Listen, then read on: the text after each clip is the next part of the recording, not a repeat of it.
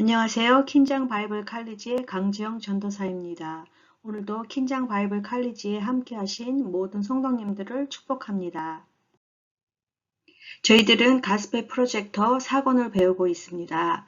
사사기를 통해 이스라엘 사람들이 자기 소견에 옳은 대로 행하다가 반복되는 7번의 악순환을 통해 어떻게 죄와 심판, 구원의 악순환에 빠지게 되는 것을 보며 사사시대를 지나왔습니다. 이스라엘 사람들은 하나님께 왕을 요구했습니다.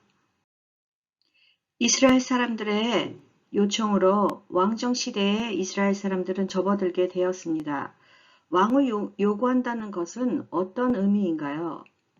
왕을 요구한다는 것은 하나님만으로 충분하지 않다는 뜻입니다. 또 왕을 요구하는 것은 자신을 종으로 내어주는 셈입니다. 왕을 요구하는 것은 세상 사람과 같아지는 것입니다. 이스라엘이 세속적인 왕을 구한 것은 하나님을 거부하고 하나님이 아닌 것에서 행복을 찾으려는 불신앙에서 비롯된 것입니다. 이스라엘 사람들의 요청으로 왕정시대에 접어들었습니다. 지난주는 사울 왕의 몰락에 대해서 배웠습니다. 이스라엘의 초대 왕으로 사울을 택하셔서 사무엘을 통해 기름 부으셨습니다. 하지만 사울은 하나님께 온전히 순종하지 못하며 자신의 불순종을 합리화하며 정당화하게 되는 것을 보았습니다.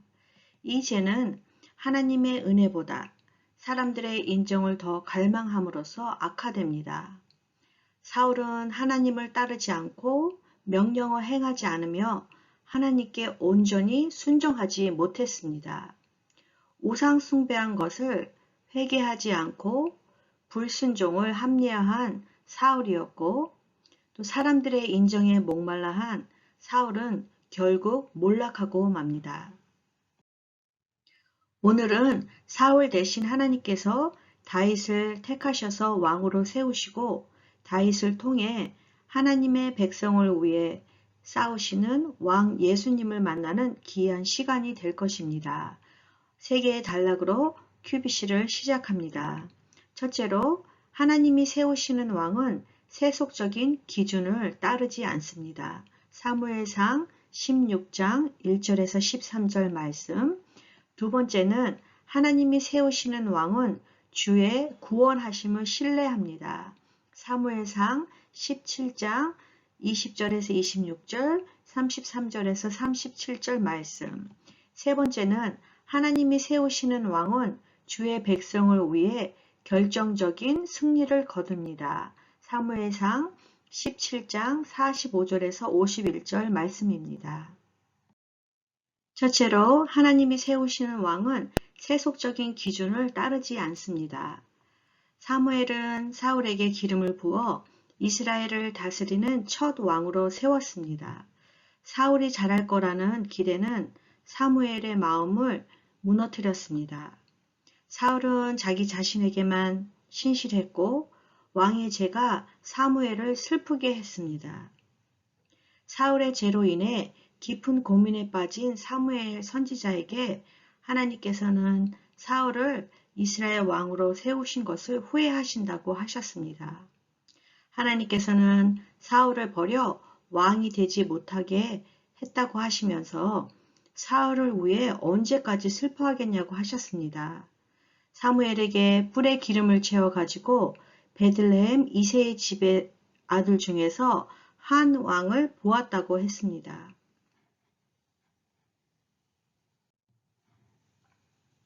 사무엘은 사울이 살아있는데 왕을 세우라 하시니 사무엘이 새로운 왕을 세운다면 사울이 나를 죽일 거라고 했습니다.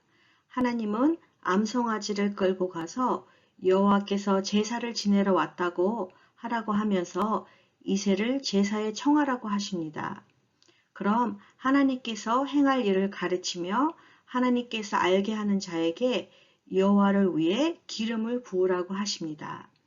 사무엘은 하나님의 말씀대로 베들레헴으로 갔고 그곳에 있던 성읍 장로들이 떨면서 사무엘을 영접했습니다. 사무엘은 여호와께서 제사를 드리러 왔다고 하며 스스로 성결하게 하고 나와 함께 제사하자고 하면서 이새와 그의 아들들을 성결케 하고 제사에 청했습니다. 이새의 아들들이 사무엘 앞에 주르르 줄을 섰습니다. 사무엘은 첫 아들 엘리압을 보고 마음에 이르기를 여호와의 기름 부으실 자가 과연 주님 앞에 있도다 했습니다. 엘리압은 잘생긴 데다가 키도 크고 건장해 보여서 하나님이 택하신 사람이라고 생각했습니다. 하지만 여호와께서는 그의 용모와 키를 보지 말라고 하시며 그를 버렸다 하시면서 하나님께서는 보시는 것은 사람과 같이 외모를 보시지 않고 하나님께서는 중심을 보신다고 하셨습니다. 이새가 아비나답을 불러 사무엘 앞에 지나가게 하지만 여호와께서 택하지 않으셨다고 했습니다. 삼마도 지나가게 하지만 이도 여호와께서 택하지 아니하셨다고 합니다. 아들 7을 다 사무엘 앞에 지나가게 하나 사무엘이 이새에게 여호와께서 이 아들들을 택하지 아니하셨다고 하며 아이들이 다 여기 있는지 묻습니다. 하나님께서는 이새의 7명의 아들을 택하지 않으셨습니다. 이새는 사무엘에게 이렇게 말했습니다. 아직 막내가 남았는데 양을 지키고 있다고 합니다. 사무엘은 사람을 보내어 그를 데리고 오라고 하며 막내가 오기까지는 식사를 하지 않겠다고 합니다. 다윗을 본 사무엘은 이렇게 표현했습니다. 양을 치는 다윗의 모습이었지만 그의 빛이 붉고 눈이 빼어나고 얼굴이 아름답도다 라고 말하였습니다. 여호와께서 사무엘에게 이르시되 일어나 기름을 부으라 하십니다. 사무엘이 기름 뿔병을 가져다가 그의 형제 중에 다윗에게 기름을 부었습니다.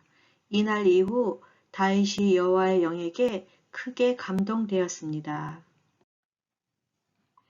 사무엘이 새 왕에게 기름 부으러 가기를 주저한 것은 어쩌면 당연한 일입니다. 사울 왕이 자기 명예와 자기 왕국에 얼마나 열정적인지를 잘 알았기 때문입니다. 그러나 하나님은 그를 위한 계획을 가지고 계셨습니다. 하나님은 사무엘을 통해 공동체 구성원 모두가 하나님께서 헌신하는 희생 제사를 드리게 함으로써 이새의 아들들을 살펴볼 수 있는 완벽한 기회를 갖게 되었습니다. 하나님은 중심을 보신다라는 진리는 어떤 면에서 좋은 소식인 동시에 나쁜 소식이 됩니다. 어떤 면에서는 이것은 좋은 소식입니다. 많은 사람이 세상적인 성공을 얻고자 노력하지만 성공했다고 느끼는 사람은 많이 없습니다. 완벽한 육체, 화려한 경력, 행복한 가정을 가지려고 애쓰지만 남은 것은 스트레스입니다. 그래서 하나님은 세상적인 성공에 그다지 관심이 없으시다는 소식의 자유를 느끼게 합니다.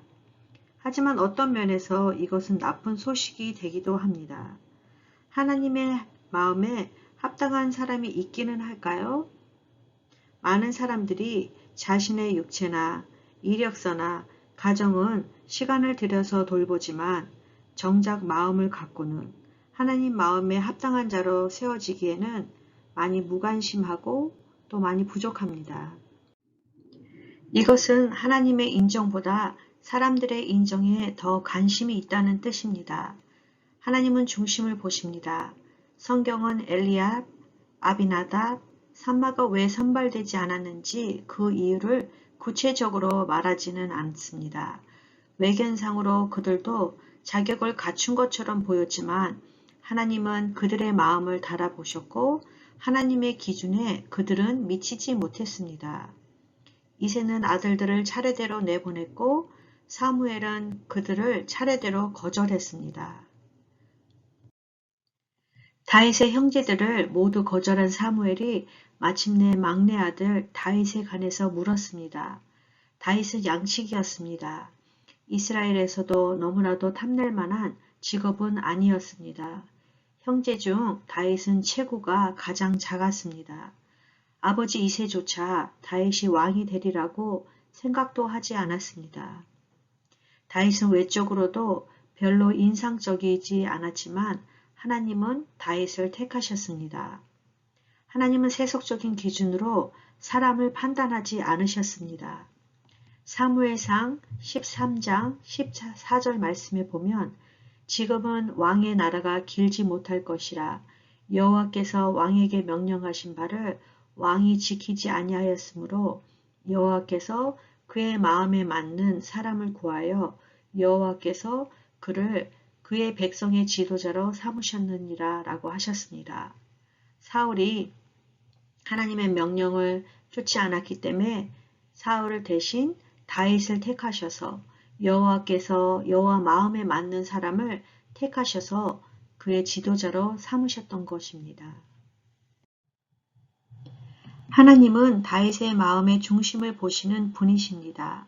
사무엘상 16장 14절에서 23절의 내용을 보면 여호와의 영이 사울에게서 떠나고 여호와께서 부르시는 악령이 사울을 번뇌하였고 신하들에게 명령하여 수금을 잘 타는 사람을 구해오라고 했을 때 다윗을 선택했습니다.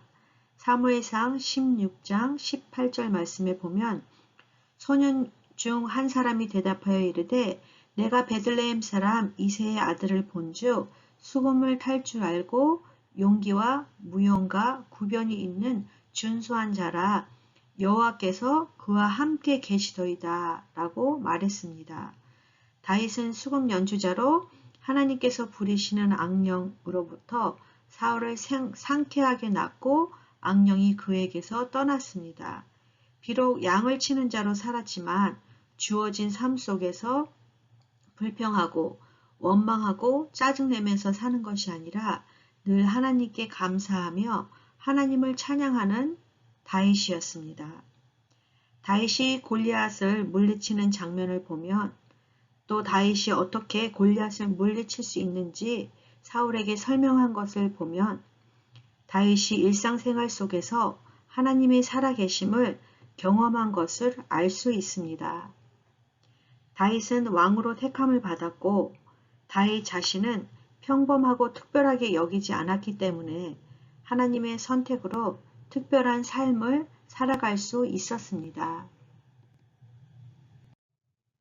두 번째 단락으로 하나님이 세우시는 왕은 주의 구원하심을 신뢰합니다 라는 주제로 말씀을 나누겠습니다. 사무엘상 17장에 보면 아버지 이새는 사무엘을 통해 다윗이 기름 붓는 예식에서 큰 감명을 받지 못한 것 같고 형들이 전쟁에 나가 있는 동안 다윗은 여전히 양을 치고 있었습니다. 전쟁에 나가 있는 형들에게 아버지는 사무엘상 17장에서 17절에서 18절 말씀을 하셨습니다. 이새가 그 아들 다윗에게 이르되 내 형들을 위하여 이 볶은 곡식 한 에바와 이 떡 10덩이를 가지고 진으로 속히 가서 내 형들에게 주고 이 치즈 10덩이를 가져다가 그들의 천부장에게 주고 내 형들의 안부를 살피고 증표를 가져오라 라고 하셨습니다. 다윗은 아버지의 명령대로 짐을 꾸려서 형들이 있는 전장터로 갔습니다. 다윗이 전장터에 갔을 때는 사울과 이스라엘 모든 사람들은 엘라 골짜기에서 블레셋 사람들과 싸우는 중이었고 군대가 전장에 나와서 싸우려고 고함치며 이스라엘과 블레셋 사람들이 전형을 벌리고 양군이 서로 대치하였습니다. 다윗은 자기의 짐을 짐 지키는 자에게 맡기고 군대로 달려가 형들에게 문안했습니다. 그때 블레셋 사람의 싸움을 도두는 가드 사람 골리앗이 전열에 나와서 전에 한 것 같이 골리앗이 그가 서서 이스라엘 군대를 향하여 외쳐 가로되 너희가 어찌하여 나와서 항우를 벌였느냐 나는 블레셋 사람이 아니며 너희는 사울의 신복이 아니냐 너희는 한 사람을 택하여 내게로 내려보내라 그가 능히 싸워서 나를 죽이면 우리가 너희의 종이 되겠고 만일 내가 이겨 그를 죽이면 너희가 우리의 종이 되어 우리를 섬길 것이니라. 그 블레셋 사람이 또 가로되 내가 오늘날 이스라엘의 군대를 모욕하였으니 사람을 보내어 나로 더불어 싸우게 하라 한지라 라고 말하였습니다. 다윗은 골리앗이 한 말을 들었고 이스라엘 모든 사람들은 골리앗을 보고 심히 두려워하여 그 앞에서 도망하였습니다. 이스라엘 사람들이 골리앗은 이스라엘을 모욕하러 왔다고 하면서 골리앗을 죽이는 사람은 왕이 많은 재물로 부하게 하고 그의 딸을 주어 아버지 집을 이스라엘 중에서 세금을 면하게 하게 하신다라고 했습니다. 다윗은 곁에 서 있던 이스라엘 병사들에게 두 가지 질문을 던졌습니다. 첫째, 거인을 해치우는 자에게 어떤 보상이 주어지는지. 둘째, 거인은 자기를 누구로 알기에 하나님을 모욕하는지. 다윗이 이렇게 질문하는 진짜 동기가 무엇일까요? 보상이 중요한 것이 아니라 다윗은 하나님의 영광, 그거에 동기가 있었기 때문이었습니다. 골리앗은 무시무시한 상대였고 하나님의 영광을 위해 나서기 원하는 다윗의 담대한 믿음을 어떻게 해서든 막으려는 이들이 있습니다. 다윗의 형 엘리압은 전장터에 온 다윗을 보고 노를 바라며 양들은 누구에게 맡겨놓고 왔는지 다윗은 교만하고 마음이 완악하다고 화를 냈습니다. 때로는 비겁한 하나님의 사람들이 하나님의 일에 가장 큰 장애물이 되곤 합니다. 그리스도인들을 낙담시키는 가장 큰 반대는 하나님의 편에 서야 할 사람들에게서 나온다는 것입니다. 이 이야기의 진짜 거인은 하나님의 백성의 마음을 장악했던 불신앙입니다. 아마도 하나님께서는 골리앗의 신성모독적인 도발보다 이스라엘의 불신앙이 더 모욕적이었을 것입니다. 우리가 엘리압처럼 냉소적인 태도를 보이는 대신 다윗처럼 하나님의 권능을 펼치시리라는 확신을 가진다면 이 세상이 어떻게 달라지겠습니까? 우리는 의식적으로 또 혹은 무의식적으로 하나님의 능력을 의지하는 다른 사람들의 믿음을 어떤 식으로 꺾어버리는지 한번 생각해 보면 좋겠습니다. 골리앗에게 도전하겠다고 나선 자가 있다는 소식이 사울 왕에게 전해졌습니다. 그러나 다윗을 본 사울은 다윗의 형제들과 똑같은 반응을 보입니다. 사울이 다윗에게 이렇게 말했습니다. 블레셋 사람과 싸울 수 없다고 하면서 너는 소년이고 골리앗은 어려서부터 용사라고 했습니다. 하지만 다윗은 사울에게 이렇게 말했습니다. 내가 아버지 양을 지킬 때에 사자나 곰이 와서 양떼에게서 새끼를 물어가면 그것을 따라가서 짐승을 죽이고 그 입에서 새끼를 건져내고 나를 해하고자 하면 내가 그 수염을 잡고 그것을 쳐서 죽였다고 말합니다. 다윗은 사자와 곰을 쳐서 죽인 것 같이 하나님의 군대를 모욕한 할례받지 않은 블레셋 사람들은 자기가 죽인 짐승과 같다고 했습니다. 다윗은 하나님께서 사자의 발톱과 곰의 발톱에서 지켜주신 것 같이 자기를 블레셋 사람의 손에서 건져내실 것이라고 했습니다. 사울은 다윗에게 그럼 싸워보라고 하면서 여호와께서 함께 하시길 원한다고 했습니다. 다윗은 형들의 말과 사울 왕의 낙담시키는 말에 흔들리지 않았습니다. 다윗은 기름 부은 왕이었고 하나님의 능력을 신뢰했습니다. 그리고 다윗은 늘 양을 치며 양들을 지켜낸 초원에서 실전 같은 훈련을 쌓았기 때문에 사자나 곰에 비하면 골리앗은 대단한 상대는 아니었습니다. 다윗이 목동으로 일할 때 매일 어떤 일을 했는지 기록되지 않은 이유가 있을 텐데 아마 매일 똑같은 일을 했기 때문에 그럴 것입니다. 그러나 초원은 다윗이 그의 삶에서 가장 중요한 기술을 익힌 곳이기도 합니다. 다윗은 그곳에서 사자와 곰에게서 힘없는 양떼를 지켜내며 용기 있는 사람으로 자랐습니다. 그리고 그곳에서 날마다 양들을 지키며 돌보며 겸손함을 배웠습니다. 시편 78장 70절에서 72절의 말씀을 보면 다윗에 대해서 이렇게 노래한 것은 놀라운 일이 아닙니다. 또 그의 종 다윗을 택하시되 양의 우리에서 취하시며 젖 양을 지키는 중에서 그들을 이끌어내사 그의 백성인 야곱 그의 소유인 이스라엘을 기르게 하셨더니 이에 그가 그들을 자기 마음의 완전함으로 기르고 그의 손의 능숙함으로 그들을 지도하였도다. 다윗은 정직한 마음과 백성을 섬기는 자세를 궁전이 아닌 초원에서 배운 것입니다. 오늘날 우리에게 주어진 초원을 경멸하거나 우리가 겪는 고난을 원망스럽게 여겨서는 안 됩니다. 그것은 주의 구원하심을 신뢰하는 마음을 갖게 하기 위한 하나님의 훈련장이기 때문입니다. 지금 성도님들은 어떤 초원에 서 있습니까? 또는 과거에 경험했던 초원은 어떤 곳이 있었습니까? 또 그 경험을 통해서 하나님을 향한 믿음이 어떻게 달라졌습니까? 하나님을 믿고 있는 우리들은 코로나라는 초원의 고난 속에 있습니다. 다윗과 같이 전능하신 하나님의 능력을 의지하며 믿음으로 고난을 잘 극복하고 계신가요? 셋째, 하나님이 세우시는 왕은 주의 백성을 위해 결정적인 승리를 거둡니다. 다윗과 골리앗의 이야기는 누구에게나 눈을 떼지 못할 정도로 흥미진진합니다. 사울은 다윗에게 군복을 입히고 노투구를 그의 머리에 씌우고 또 그에게 갑옷을 입히며 칼을 군복 위에 차게 하고는 익숙지 못함으로 시험적으로 걸어보라고 합니다.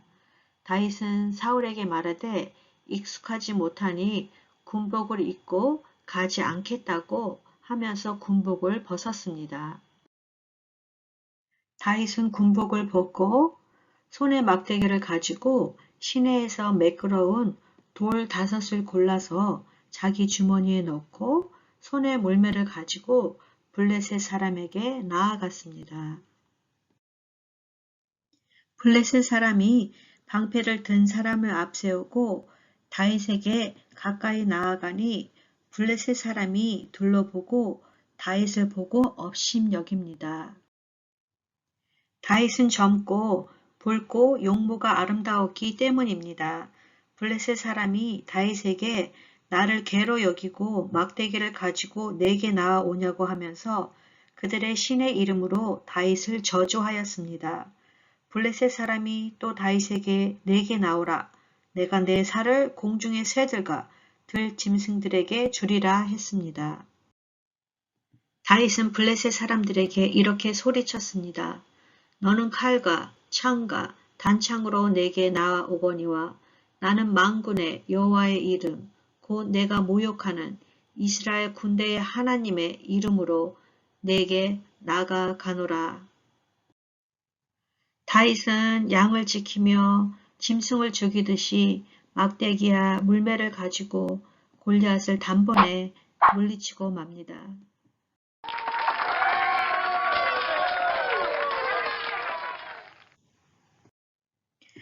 다윗이 이같이 물매와 돌로 블레셋 사람을 이기고 그를 쳐 죽였으나 자기에게는 칼이 없었습니다. 다윗이 달려가서 블레셋 사람을 밟고 그의 칼을 그 칼집에서 빼내어 그 칼로 그를 죽이고 그의 머리를 베니 블레셋 사람들이 자기 용사의 죽음을 보고 도망하였습니다. 사울왕이 이르되 너는 이 청년이 누구인지 누구의 아들인지 알아보라고 하였습니다. 다윗이 그 블레셋 사람을 죽이고 돌아올 때 그 블레셋 사람의 머리가 그의 손에 있는 채 아브네일이 그를 사울 앞으로 인도하니 사울이 그에게 묻되 소년이여 누구의 아들이냐 하니 다윗이 대답하되 나는 주의 종 베들레헴 사람 이새의 아들이니라 하고 말씀하였습니다. 이렇게 흥미진진한 대결이 있다는 것 외에 우리가 골리앗을 이긴 다윗에게서 배울 수 있는 교훈이 무엇이 있습니까? 오늘날 이 이야기는 약자의 비유로 자주 사용됩니다. 자기 자신을 믿기만 하면 어떤 상황도 이겨낼 수 있다는 메시지로 받아들입니다. 이것은 핵심에서 벗어난 것입니다. 하나님은 우리가 이 이야기를 읽고 마음만 먹으면 무엇이든 이룰 수 있다는 확신을 가지고 건방지게 나서기를 바라지 않으십니다. 물론 우리는 다윗이 매우 불리한 상황을 어떻게 이겨냈는지 그의 용기를 보고 통찰력을 얻을 수 있습니다. 하지만 그것이 이 이야기의 핵심은 아닙니다. 이야기 속에 나오는 이스라엘 백성과 우리의 자신을 동일시해 보십시오. 다윗이 이기기를 바라는 이스라엘 백성의 마음을 이해할 수 있을 것입니다. 이스라엘 백성처럼 우리도 우리 대표가 승리하시기를 기도하게 될 것입니다. 다윗과 골리앗의 전투 장면은 전쟁의 전형을 보여주기 위해 기록되었습니다. 다윗이 골리앗을 쓰러뜨린 것은 단지 한 사람이 다른 사람을 이기는 것이 아니었습니다. 이스라엘과 블레셋이 한판 붙는 것이었습니다. 게다가 이스라엘과 블레셋의 전투는 다윗과 골리앗이 서로 도발하며 말한 것처럼 그들이 믿는 신들의 전쟁이기도 했습니다. 그래서 다윗이 이기자 블레셋 사람들이 이스라엘에게 쫓겨 블레셋 신들이 이스라엘의 유일하신 참 하나님께 쫓겨나는 주랭랑을 친 것입니다. 다윗은 자신 있게 전선에 뛰어들었지만 스스로 대단한 자격이 있다고 생각해서 나간 것은 아닙니다. 다윗은 이 전쟁을 이스라엘의 하나님과 세상 신들과의 전쟁으로 보았던 것입니다. 그가 이스라엘을 대표해서 승리했을 때 온 이스라엘이 그와 함께 기쁨을 나눴습니다. 다윗이 자기 힘이 아니라 주님의 이름으로 골리앗과 싸웠다는 점이 왜 중요할까요? 우리는 우리를 대표해 악에 맞서 승리할 존재가 필요하다는 점에서 이스라엘 백성과 비슷한 처지에 있습니다. 인본주의의 가장 크고 근본적인 문제는 죄로 인해 인간이 하나님과 단절됐다는 점에 있습니다. 이것은 모든 문제 뒤에 숨은 문제이기도 합니다. 이스라엘 백성과 마찬가지로 우리도 그것에 관해 딱히 할 수 있는 일이 없습니다. 사실 뭔가를 하고 싶어도 우리 힘으로 할 수 있는 일이 아무것도 없습니다. 우리는 이스라엘 백성처럼 죄, 죽음, 사탄 같은 위협들을 무시한 채 자기 장막 안에 이스라엘 백성처럼 우리도 우리 편에서 악에 맞서 싸워줄 대표자가 필요합니다. 이 이야기는 하나님이 또 다른 전쟁에서 결정적인 승리를 거두실 만왕의 왕 예수 그리스도를 예비하시는 모습을 보여줍니다. 아무도 예수 그리스도에게 승리를 기대하거나 그분을 앞세워 승리하려고 하지 않았지만 예수 그리스도는 자기 죽음과 부활을 통해 구원의 능력을 보여주셨습니다. 그리고 언젠가 다시 오셔서 사탄을 처단하시고 백성을 죄와 사망에서 건져주실 것입니다. 다윗의 삶을 통해 우리는 하나님이 선택하시는 왕은 하나님을 경외하며 그분의 백성을 위해 싸운다는 사실을 알았습니다. 한 발 뒤로 물러나 성경의 큰 그림을 보면 훗날 하나님의 궁극의 왕을 어떻게 보내실지 알 수 있습니다. 우리의 눈으로 그분을 알아채지 못했지만 하나님은 우리 구원을 위해 예수 그리스도를 이 땅에 보내셨습니다. 예수 그리스도는 우리를 위해 결정적인 승리를 거두신 왕입니다. 여전히 죄에 잡혀 구원을 필요로 하는 모든 사람에게 하나님 나라의 소망을 전하도록 우리에게 보내주신 왕입니다. 십자가 권세를 통해 죄 사함을 받은 하나님의 백성은 열방의 심판을 바라기보다 은혜의 선포를 통해 세상 사람 모두가 복음을 듣고 하나님의 영광스러운 사랑과 은혜 안에 밀려 들어오기를 바랍니다. 하나님은 하늘에서나 땅에서나 과거 영원에서부터 언제나 자기 왕국을 통치하는 왕이십니다. 그런데 두 영역에서 피조물 가운데 일부가 그분을 거슬러 반역했으며 그 여파로 세상이 파괴되었습니다. 자신의 무너진 세상을 회복하기 위해 하나님은 자기 백성을 구원하고 모든 피조물을 회복시킬 왕을 약속하셨습니다. 장차 오실 왕을 그 약속의 예수 그리스도 안에서 성취되었으며 예수님이 자신의 신부인 교회를 위해 다시 오실 때 언약이 완전히 성취될 것입니다. 에릭 DM, 피아노 김보라 선생님, 바이올린 김현우 선생님, 첼로 김승세 선생님, 예수 우리 왕이여 주가 보이신 생명의 길 연주를 통해 큰 은혜 받으시길 바랍니다.